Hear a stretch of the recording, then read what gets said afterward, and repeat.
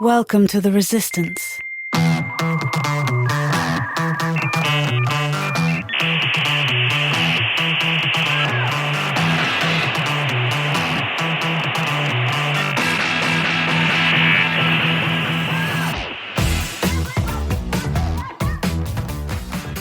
Hey Xers, and welcome back to Gen X Resistance. I am your host, Paul Stevens, and I want to thank you for carving out a little time from your busy day-to-day to hang out with this old Gen Xer. I have noticed a few new listeners tuning in lately, and I am super grateful that you decided to give this podcast a shot. Now, I'll admit, I've never really been a YouTube guy, but thanks to some solid advice from another Gen X creator, Gen X POV, I'm going to start uploading my episodes over there with just a static image to start for right now, because my channel, Gen X Resistance, still needs a lot of work, but it is coming soon. And while we're on the subject, if you haven't checked out Gen X POV, then you are missing out. His recent episode on the Minnesota shooting was powerful. It was thoughtful and exactly the kind of content that we need more of. He also manages to keep a very rare thing alive, a non-toxic comment section. If it is toxic, I haven't seen it yet. I've scrolled through all of the comments and they all seem to be very encouraging. I'll drop a link in the show notes so you can check him out. Also, shout out to Jason Eck over at Stuck in the Middle podcast. Both of these guys are doing great work. And if you're supporting Gen X creators, then these are two you definitely don't want to miss. Speaking of being in the middle, I'm feeling very Jan Brady today. You remember Jan? Stuck in the middle, forever overshadowed by her older sister Marcia, outshined by her younger sister Cindy. Marcia. That was Jan's life. And quite honestly, it's my life too. I'm the middle child of three. I'm smack in the middle of Generation X, 1974, and we, as a generation, are wedged between two giants, the boomers before us and the millennials after us. You literally can't get any more in the middle than that. But here's the thing nobody tells you. Being in the middle isn't a weakness. It's a strength. Because when you are in the middle, man, you see everything. You see the past, the present, and the future. You don't see life through this myopic lens. You develop a kind of X-ray vision, see past the flesh and into the bones. You learn to rise above the drama, adapt when no one else is paying attention, to solve problems yourself, or sometimes just shrug it off and say, screw you, I don't care. Either way, I'm good. But let's start with some interesting facts, some disturbing facts, some hard truths. The middle child, at least here in America, is disappearing. And by the way, that is got to be the most middle child thing ever.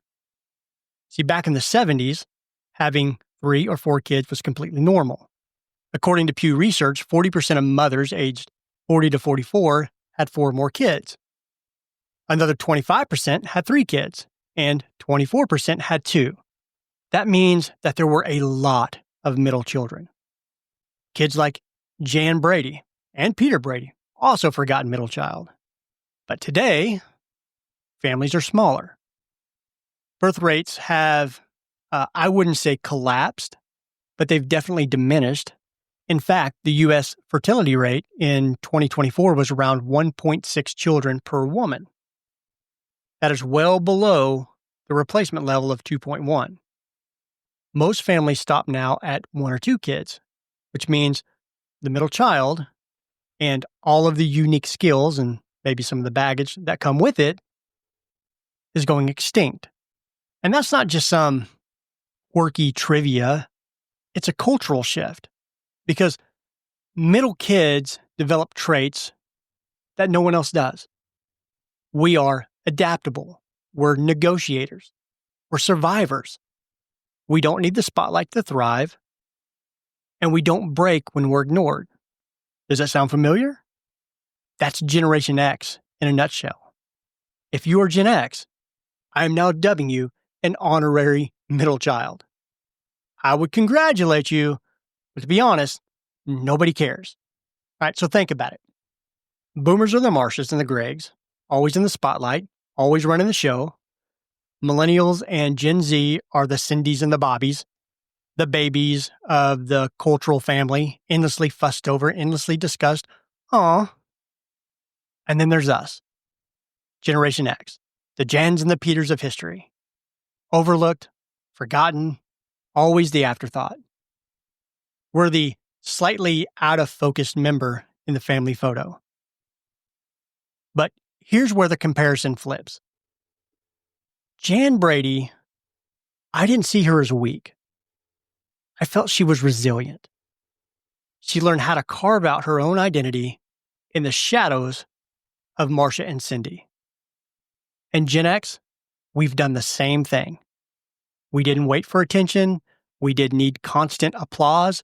We figured it out for ourselves. And that's why they called us the latchkey kids. Mom and dad were working or divorced. And we were the generation of microwave dinners. Let yourself in after school. We learned independence the hard way. We also learned a survival tactic that I think is one of Gen X's greatest strengths: necessary apathy. Sometimes you just don't care. And that's not laziness, that's strategy. When you've got a boomer yelling at you at one side and a millennial complaining on the other, sometimes the best move is a deep sigh, an eye roll, and a solid whatever. That's not defeat. That's actually my rule number 3. Choose the hill you want to die on. And maybe in another episode, I might go over all of my rules. And it's not just us regular folks. There are a lot of famous middle kids that prove this pattern. Ernest Hemingway, middle child of 5. He didn't wait for permission. He just reinvented American literature. JFK was the middle child. He didn't fade away. He became president of the United States. Now, we all know how that ended for him, but still an amazing accomplishment and an awesome representative of middle children. Peyton Manning, in my opinion, revolutionized the quarterback position, even if he did beat my Bears in the 2007 Super Bowl. Mark Zuckerberg, middle child. He literally built the thing that keeps everyone's attention glued to their screens. So, yeah, thank you for that, Mark. Middle kids, they don't disappear. They adapt. They innovate. And they find their own path. And that's exactly what Gen X has done. But here's where it gets really interesting. Being the middle child doesn't mean that you're overlooked. It means that you are in the perfect position to be a bridge. Gen X is the bridge generation. We were raised in an analog world, but adapted to a digital one. We know how to use a rotary phone and an iPhone. We made mixtapes by hand and now manage Spotify playlists. We grew up reading newspapers, but we also know how to spot fake news online. We are uniquely positioned to connect the wisdom of the past with the technology of the future. Boomers gave us grit, responsibility, and work ethic, for better or worse. Millennials and Gen Z, they live in a hyper-connected, algorithm-driven world. And Gen X, yeah, we're the translators.